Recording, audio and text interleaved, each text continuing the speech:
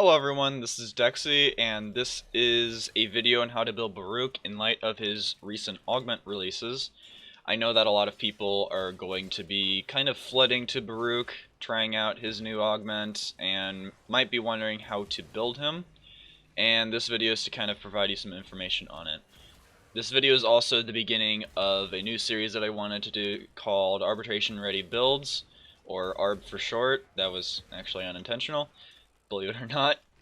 And the main purpose of this video is to provide a decent build for him that will last you into higher levels of Warframe, and I will also give you a reasoning for the way that I built it, and I will also give a brief description on how to play him, because he is not particularly hard to play, so the description on that is going to be fairly short. With that being said, let's get right into it. So the main build that I like to do on Baruuk is a strength-focused one. Pretty much you only want to focus on strength, maybe efficiency as well, because obviously having energy is going to help you throughout the missions. Without energy you cannot stack your passive, which gives you access to Serene Storm. Even though Serene Storm itself does not use any energy, which is a very nice feature, because it allows you to basically use your duration as a dump stat. You do not need duration on this Warframe, no matter what people tell you. Elude is the only other ability besides Lull that uses duration. Elude is not an ability that you want to use. It looks cool, it sounds cool, and unfortunately it is very, very bad. I wish it was better, but it is not. Lull actually benefits from having low duration because this ability cannot be used with an active Lull field active. So, if you have a low duration, the field that you leave on one cast allows you to make a second cast very, very fast, which makes you able to stack your restraint much faster, and that's obviously good for the uptime of Serene Storm. So this build essentially makes Lull a very, very powerful tool in stacking your restraint in order to give you access to Serene Storm. Desolate Hands also gives you a slight increase in your restraint, but it is not your primary tool. The primary purpose of Desolate Hands is to give you damage reduction and to occasionally disarm enemies, but mostly for the damage reduction.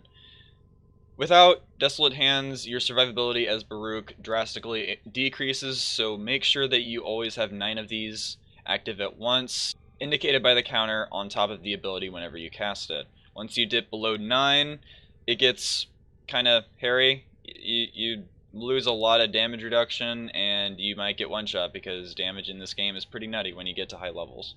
The build itself consists of Umbral Intensify, which can be substituted out for regular Intensify. It's only a 14% difference, not that big of a deal.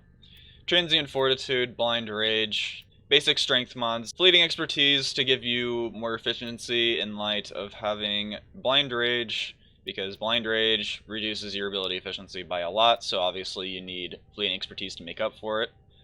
Reactive Storm, the augment that we're going to be building around. Adaptation and Quick Thinking. You can substitute Quick Thinking out for more ability strength if you really want to. Or not ability strength, but ability duration if you really want to.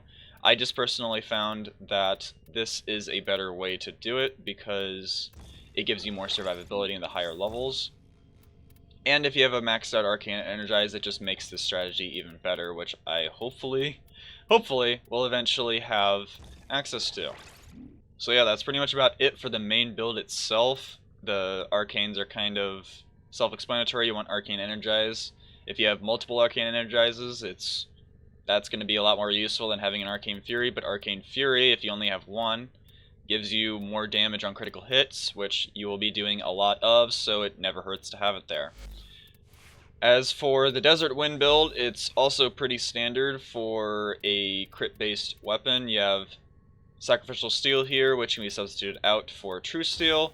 You just lose 50% critical chance, but I like to have it at 160% for more orange crits. Whether you want to make the former investment is up to you, but I personally thought it was worth it. Organ Shatter and Gladiator Might for more critical damage. Berserker to make it so that you attack faster. It's very noticeable. It's basically a staple on every single crit weapon nowadays. Prime Fever Strike will give you a lot more base damage to convert into other damage types, so that is very useful. to combine with Shocking Touch and to give you a armor stripping effect by default. And obviously the Prime Pressure Point and Prime Fury. So yeah, that's pretty much how you build Baruuk, and I will now go into a brief description on how to play him in-game. The main focus of this build is to have as little downtime as possible for Serene Storm. Lull and Desolate Hands are going to be your two main tools for providing access to Serene Storm by draining your restraint meter. Lull is going to be your main tool for doing it compared to Desolate Hands, since each enemy hit by Lull will give considerable drain to your restraint, which in turn will make it so that you have access to Serene Storm faster. Desolate Hands is also capable of doing this, but Desolate Hands is a single target based ability, and once again the function of Desolate Hands is primarily to give you damage reduction, so basically you'll be using Lull primarily to fill your restraint meter. Whenever you see enemies around you, that would be a good time to cast Lull, since it will give you a lot more restraint for the cost of the ability. Essentially, that's pretty much about it.